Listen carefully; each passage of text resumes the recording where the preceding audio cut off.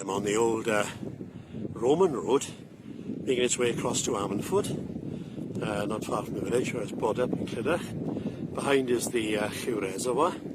So I'm going to get a painting of this done later.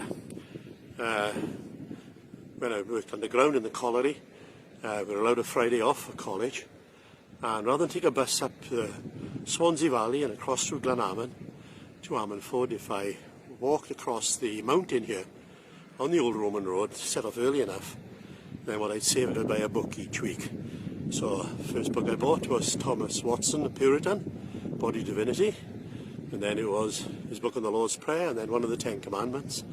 And and then I had the bonus of walking in terrain like this with a good book, all to yourself, and what could be more invigorating than that. So I'm looking forward to getting this down on paint now later. Well, I'm in the comfort of my study and painting the Llyw Reservoir, which is on the road from Lliw, village where I was brought up, across to Ammanford, across what is the old Roman road.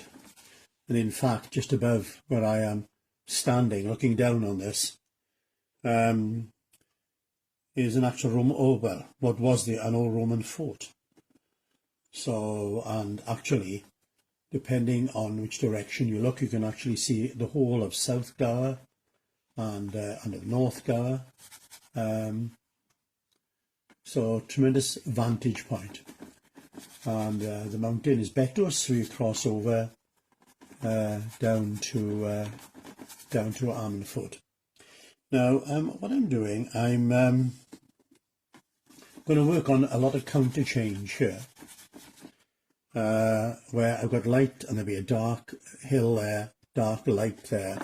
Always got to think like that for effect of that little bit of counter change. I'm going to get a bit of variation, I think, in the sky.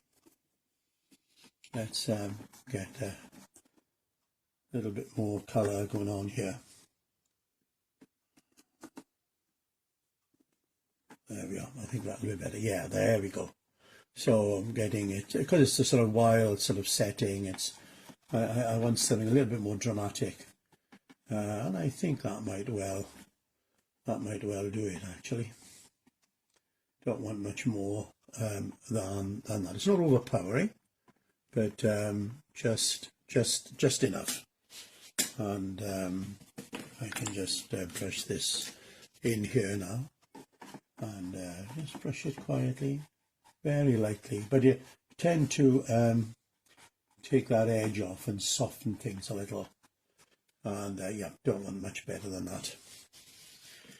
And so what I'm going to do now is get, there's a distant hill here, which we just want to have a suggestion of, just there, and nothing more than that really. Bring it down, we'll lighten it down here more, but it's just enough of suggestion of something going on here. Be a little bit more pronounced. There we go. And that's enough for there now. So what I'm going to work on now is a light colour. So I'm using sienna really with to begin with. There we go, and then I want a definite sort of green, but in the light side, there we go. So that's going to be lit up there because you've got the dark sky behind.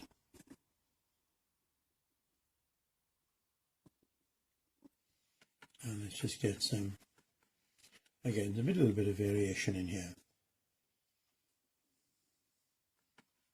There we go. Yeah, that's it. And then I'm going to work on this. So I'm going to get some light colour in here to begin with, but then I am going to want something a bit darker. Let's work on this.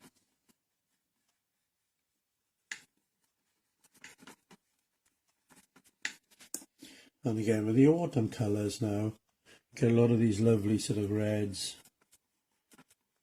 There we go. So I'm working on the profile here of this. Get that coming in there like that. And like I say, these are my base colours. I'll go over all of this and just my glaze here and there and just add a bit of detail here and there. But I think really for now I'm just going to sharpen that edge up a little bit there. There we go. And then what we have here, again we'll have a variation of colour in here. You've got a lot of fir trees coming down to the water's edge here. So what I'm going to do is get a bit of, again, some sort of variation in here, which I can come back on with the rigger and get a bit more.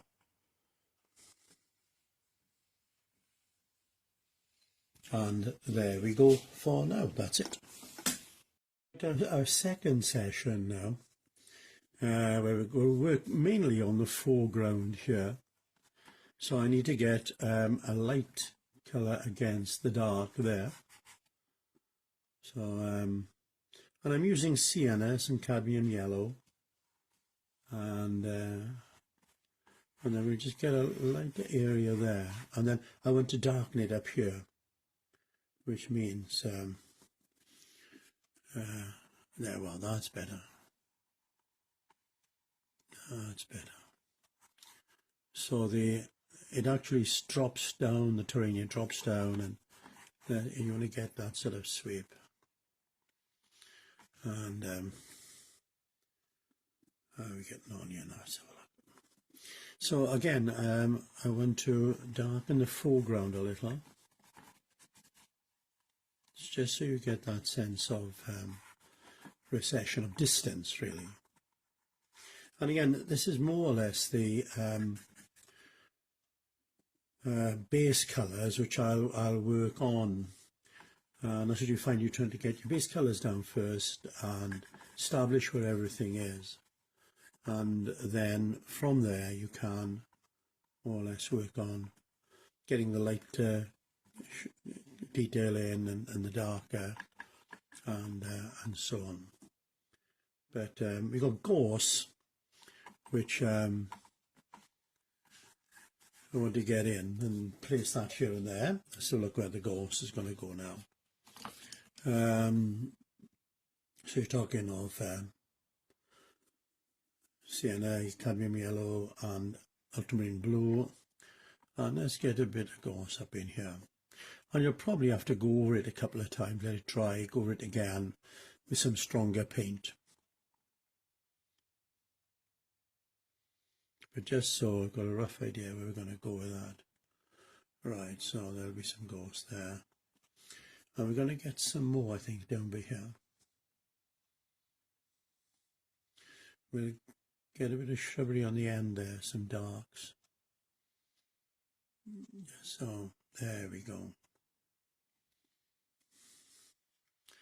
And so you've got a lot of gorse scattered here and there, which again breaks it, which is great.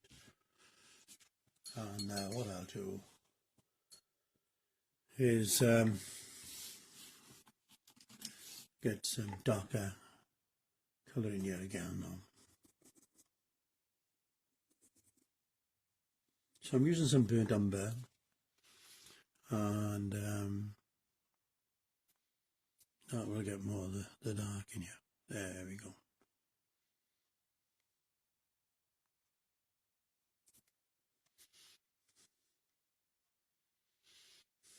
Often it's good to do an area like this and then just leave it and let it go off a little bit. You're only talking about 5–10 minutes. Then you can come back and work on it fresh then, and the colours will be that bit. But just for you to see roughly where we're going here with this, and how to fill up an expanse like this. And there we go. But if I go over it with a bit more colour again now, what will happen is I'll get more depth in here.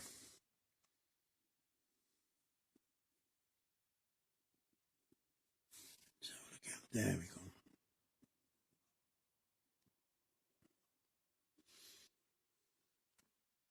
So it's thicker paint the second time.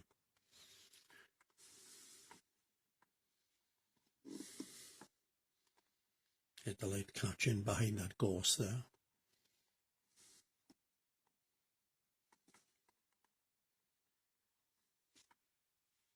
There we go. And then some sheep will break it. So you don't want to be, working heavy with the sheep. Just to, suggestion is all you want, basically. And let's put, if I just put one there, give you an idea. So I'm going to have it as though it's leaning down forward that way. And that's all you're talking of, really. And then I'll get another one, and it'll be as though its back is toward us, like that. And then I could get another one leaning down more this way now. So all you're doing, you're getting that little bit of change of position with the sheep. And then as they go into the distance more, they'll just get smaller, and only a bare suggestion, really. But the trick is to get some light blue. There we go. And we'll get that side in shadow, that side in shadow. When I come back over again, they'll stand out even more. Let's just get the cast shadow there like that. And really, it's not much more than that. If you want to put a suggestion of sheep, and they can give a sense of scale, a bit of life to a painting. But really, that's all you're talking of.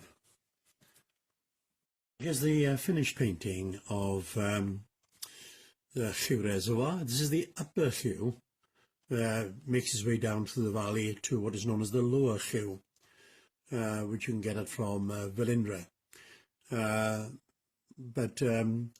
Yeah, this is about the best sort of viewpoint, I think, of the Llyw when you're up on the Ammanford Road looking back.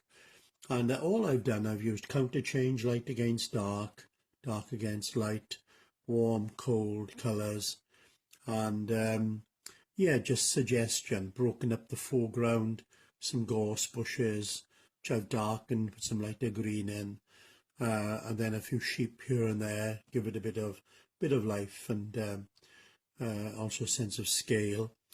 So yeah, that's the finished painting of the upper Llyw Reservoir. Okay.